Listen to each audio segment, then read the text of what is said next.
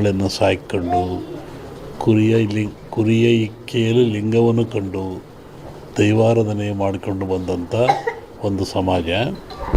ಪ್ರಕೃತಿಯ ಮೇಲೆ, ಗಾಳಿಯ ಮೇಲೆ, ಭೂಮಿಯ ಮೇಲೆ ಅವರು ಅಡವಿಯಲ್ಲಿದ್ದ ಕಂಡದ್ದು, ತಿಳಿದದ್ದು, ನೋಡಿದ್ದು, ಅನುಭವಿಸಿದ್ದನ್ನು ಹೇಳ್ತಾ ಬಂದಿದ್ದಾರೆ. ಅದು ಕುರುವಿನ ರಟ್ಟು, ಕೆಲವು ಕಡೆ ಕುರುಬು ರಟ್ಟು ಅಂತಾರೆ. ಅದು ಕುರುಹಿನ ರಟ್ಟು, ಮುಂದೆ ಕುರು ಅಂತ ರಟ್ಟು ಅಂತಕ್ಕಂಥದ್ದು.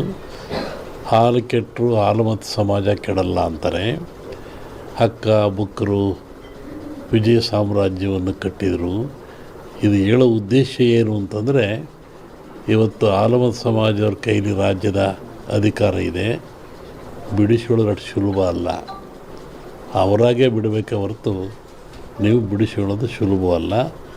ಮುಂದಿನ ವಿಚಾರವನ್ನು ಯುಗಾದಿ ಮೇಲೆ ಹೇಳ್ತೀವಿ. ಹಾಗಾಗಿ ಒಂದು ಭವಿಷ್ಯದ ಚಿಂತನೆ ಏನು ಅಂದರೆ, ನಮ್ಮಲ್ಲಿ ಎರಡು ಭಾಗ ಮಾಡ್ತಾರೆ. ಒಂದು ಸಂಕ್ರಾಂತಿಯ ಭವಿಷ್ಯ, ಇನ್ನೊಂದು ಯುಗಾದಿಯ ಭವಿಷ್ಯ. ಸಂಕ್ರಾಂತಿಯ ಭವಿಷ್ಯ ರಾಜರಿಗೆ, ಮಹಾರಾಜರುಗಳಿಗೆ, ದೊಡ್ಡ ದೊಡ್ಡ ವ್ಯಾಪಾರಸ್ಥರಿಗೆ ಮತ್ತು ಅನೇಕ ಘಟನೆಗಳು ಬರುವಂಥದ್ದು ಸಂಕ್ರಾಂತಿ ಪುರುಷನ ಮೇಲೆ ಹೇಳುವಂಥದ್ದು. ಇದು ಯುಗಾದಿ ಮೇಲೆ ಬರುವಂಥದ್ದು ಯಾವುದು ಅಂದರೆ ಚಂದ್ರಮಾನ ಯುಗಾದಿ. ಚಂದ್ರನನ್ನು ಆಧಾರವಾಗಿರಿಸಿಕೊಂಡು ಮಳೆ, ಬೆಳೆ, ನಾಡಿನ ಸುಭಿಕ್ಷತೆ, ಆಗುಹೋಗುಗಳು, ರಾಜರು, ಆಳ್ವಿಕೆಗಳು, ಅವಘಡಗಳು, ದುಃಖ ದುಮ್ಮಾನಗಳು, ಸಂತೋಷಗಳು, ಇದ್ರ ಮೇಲೆ ಹೇಳುವಂಥದ್ದು ಯುಗಾದಿಯ ಸಂವತ್ಸರ ಫಲ ಅಂತ. ಇನ್ನೂ ಒಂದು ತಿಂಗಳು ಲೇಟ್ ಇದೆ ಯುಗಾದಿ. ಅದರಿಂದ ಆ ಫಲಗಳ ಹೇಳೋದು ಸ್ವಲ್ಪ ಕಷ್ಟ. ಈಗ ನೀವು ಕೇಳುವಂಥದ್ದು ಏನು ಅಂತಂದರೆ, ಮಳೆ ಬೆಳೆಗಳು, ಆರೋಗ್ಯ ಮುಖ್ಯವಾಗಿ.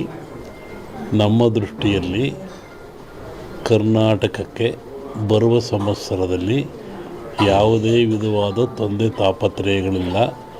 ಮಳೆ ಬೆಳೆಗಳು ಚೆನ್ನಾಗಿ ನಡೀತವೆ, ಸುಭಿಕ್ಷತೆ ಇರ್ತದೆ ಮತ್ತು ನಾಡಿನಲ್ಲಿ ಯಾವುದೇ ಕೊರತೆ ಕಾಣ್ತಾ ಇಲ್ಲ. ಯುಗಾದಿಯ ನಂತರ ಕರ್ನಾಟಕದ ಬಗ್ಗೆ ಮತ್ತು ಜಾಗತಿಕ ಬಗ್ಗೆ ಭಾಳ ಅಜಾಗರೂಕತೆ ಇದೆ, ತೊಂದರೆ ಇದೆ. ಹೋದ ವರ್ಷಕ್ಕಿಂತಲೂ ಹೆಚ್ಚಿನ ಭೀಕರತೆ ಕಾಡುವ ಲಕ್ಷಣ ಇದೆ. ಅದನ್ನು ಯುಗಾದಿ ನಂತರ ಹೇಳ್ತೀನಿ. ಇತ್ತೀಚಿನ ದಿನಗಳಲ್ಲಿ ಎಲ್ಲರೂ ನೋಡಿದಂಗೆ ಭೂಕಂಪಗಳು ಹೆಚ್ಚಾಗ್ತಾ ಇದ್ದಾವೆ. ಇದನ್ನು ಒದರಿಸುವೇ ಹೇಳಿದ್ವಿ ನಾವು. ಇದನ್ನು ಭೂಕಂಪಗಳು, ಭೂಮಿ ಅಗಲತಕ್ಕಂಥದ್ದು, ಜನರಿಗೆ ಸಾವು ನೋವು ಆಗ್ತಕ್ಕಂಥದ್ದು, ಕಟ್ಟಡಗಳು ಬೀಳ್ತಕ್ಕಂಥದ್ದು, ಇದು ಮುಂದುವರಿದ ಜೊತೆಗೆ ಭೂ ಸುನಾಮಿ, ಜಲ ಸುನಾಮಿ, ಬಾಹ್ಯ ಸುನಾಮಿ ಅಂತ. ಇಲ್ಲಿವರೆಗೂ ಬರೀ ಜಲ ಸುನಾಮಿ ಆಗ್ತಾಯಿತ್ತು. ಸಮುದ್ರದಲ್ಲಿ, ಸಾಗರದಲ್ಲಿ ಸುನಾಮಿ ಬಂದು ತೊಂದರೆ ಆಗ್ತಾಯಿತ್ತು. ಈ ಸತಿ ಭೂ ಸುನಾಮಿನೂ ಇದೆ. ಭೂಮಿ ಒಳಗೆ ಸುನಾಮಿಯಾಗಿ ಕಂದಗಾಗ್ಲಕ್ಷಂದು ಜಲ ಸುನಾಮಿನೂ ಹೆಚ್ಚಿದೆ. ಬಾಹ್ಯ ಸುನಾಮಿ ಅಂತ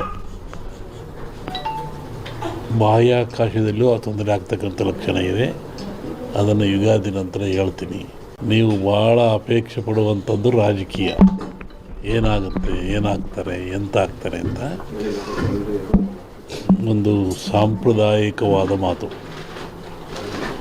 ಎಲ್ಲ ಧರ್ಮಗಳು ಇದ್ದಾವೆ, ಎಲ್ಲ ಸಮಾಜಗಳು ಇದ್ದಾವೆ, ಎಲ್ಲ ವರ್ಗದವರು, ದೈವದವರು ಈ ಭೂಮಿಯಲ್ಲಿ ವಾಸ ಮಾಡ್ತಾ ಇದ್ದಾರೆ. ಒಂದು ಸಮಾಜ ಪ್ರಾಚೀನ ಕಾಲದಿಂದಲೂ ಸಹಿತ ಹಾಲುಮತ ಸಮಾಜ ಅಂತ ಕರೀತಾರೆ. ಹಾಲುಮತ ಸಮಾಜ ಅಂದರೆ ಅವರು ಅಡವಿಯಲ್ಲಿದ್ದು ಕುರಿಗಳನ್ನು ಸಾಯ್ಕೊಂಡು 20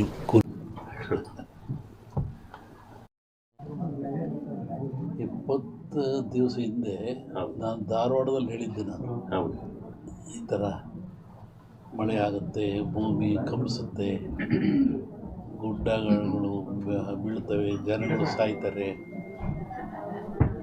ರೋಗ ರುಜಿನಗಳು ಹೆಚ್ಚಾಗ್ತವೆ. ಇದು ಇಂಡಿಯಾಕ್ಕಲ್ಲ, ಜಾಗತಿಕ ಮಟ್ಟದಲ್ಲಿ ಕೆಲವು ರಾಜ್ಯಗಳು ಮುಳುಗ್ತವೆ ಅಂತ ಹೇಳಿದ್ದ ನಾನು. ಈಗ ಅದರ ಪ್ರಕಾರವಾಗಿ ನನ್ನ ಲೆಕ್ಕ ಇನ್ನೂ ಅಮಾವಾಸ್ಯೆವರೆಗೆ ಇರ್ತದೆ. ಅಮಾವಾಸ್ಯೆ ನಂತರ ಮತ್ತು ಬೇರೆ ಭಾಗದಲ್ಲಿ ಹೋಗ್ತದೆ ಅದು.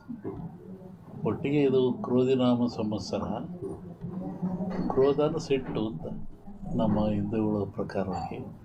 ಇದರಾಗ ಒಳ್ಳೆಯದು ಕೆಟ್ಟದಿದೆ. ಒಳ್ಳೆಯದಕ್ಕಿಂತ ಕೆಟ್ಟದೇ ಜಾಸ್ತಿ ಪ್ರಾಕೃತಿಕವಾಗಿ.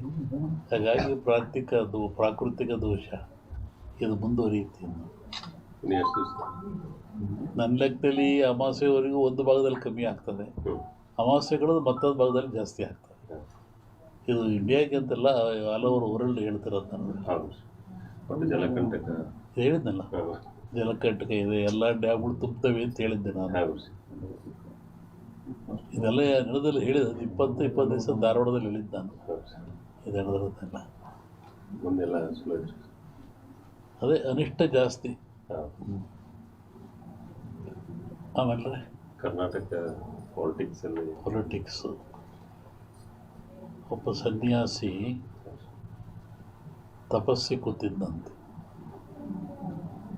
ಒಬ್ಬ ಬೇಡ ಒಂದು ಜಿಂಕೆ ಉಡಿಸ್ಕೊಂಬಂದಂತೆ ಕೊಲ್ಲಕ್ಕೆ ಅಂತ. ಅವನ ಮುಂದೆ ಹೋಯ್ತಂಥದ್ದು ಜಿಂಕೆ. ಅವನು ಬೇಡ ಬಂದ, ಏನು ಸ್ವಾಮಿ ಇಲ್ಲಿ ಜಿಂಕೆ ಓತಾ ಅಂತ ಕೇಳ್ದ. ಇವನು ಹೇಳಿ ಕೇಳಿ ಸನ್ಯಾಸಿ ಅವನಂದ, ಈ ಓತು ಅಂತ ಹೇಳ್ಬಿಟ್ರೆ ಕೊಂದು ಬಿಡ್ತಾನೆ, ಆ ಕೊಂದು ಪಾಪ ನನಗೆ ಬಂದುಬಿಡುತ್ತೆ. ಇಲ್ಲ ಅಂತ ಹೇಳಿದ್ರೆ ಸುಳ್ಳು ಹೇಳಿದ ಪಾಪನೂ ಬರುತ್ತೆ ನನಗೆ, ಏನು ಮಾಡೋದು ಅಂತ ಯೋಚನೆ ಮಾಡಿದ್ದಂತ. ಆಮೇಲೆ ಮತ್ತೆ ಅವನ ಆಸೆ ಕೇಳಿ, ಎಲ್ರಿಗೊಂದು ಹೇಳ್ರಿ ಇದ್ರಿ ಸ್ವಾಮಿಗಳು ಇಲ್ಲೇ ಓತಲ್ಲ. ಅದಕ್ಕೆ ಅವನು ಸನ್ಯಾಸಿ ಹೇಳಿದಂತೆ, ಯಾವುದು ನೋಡ್ತು ಅದಕ್ಕೆ ಮಾತಾಡೋಕ್ಕೆ ಬರಲ್ಲ, ಯಾವುದು ಮಾತಾಡ್ತು ಅದು ನೋಡಲಿಲ್ಲ, ಏನು ಮಾಡಪ್ಪ ನಾನು. ಕಣ್ಣು ನೋಡ್ತು, ನಿನಗೆ ಕಣ್ಣೇ ಹೇಳಬೇಕು ಓತು ಅಂತ, ಅದು ಮಾತಾಡಲ್ಲ. ಆದರೆ ನ್ಯಾಲಿಗೆ ಮಾತಾಡುತ್ತೆ, ಅದು ನೋಡಲಿಲ್ಲ, ನಾನೇನು ಮಾಡೋಣ ಅಂತ. ಹಂಗೆ ಈ ರಾಜಕಾರಣ ಹೇಳ್ಬೇಕಾದ್ರೆ ನಾವು ಹುಷಾರಾಗಿ ಹೇಳ್ಬೇಕಿದ್ರಲ್ಲಿ. ಇನ್ನೂ ಒಂದು ಹೇಳಿದ್ದು ನಾನು 20 ಹಿಂದೆ, ಮಹಾಭಾರತದ ಸನ್ನಿವೇಶ ತಗೊಂಡು ವೀರನಾಗಿರ್ತಕ್ಕಂಥ ಅಭಿಮನ್ಯುವನ್ನು ಕಾರಣ ಎಲ್ಲ ಸೇರಿ ಆ ಬಿಲ್ಲಿನ ದಾನವನ್ನು ಕಟ್ಟು ಮಾಡಿ ಅವನು ಮೋಸದಲ್ಲಿ ಕೊಲ್ತಾರೆ ಅಂತ.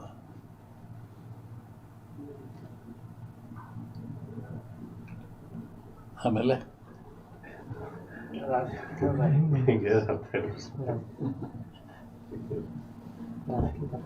ಸಂಸತ್ನಲ್ಲಿ ಅದನ್ನ ಅಂದಾರ, ರಾಹುಲ್ ಗಾಂಧಿ ಅದನ್ನ ಅಂದಾರ ಸಂಸತ್. ರಾಷ್ಟ್ರ ರಾಜಕಾರಣದ ಬಗ್ಗೆ ಹೇಳೋದಾದ್ರೆ ಅಲ್ಲೂ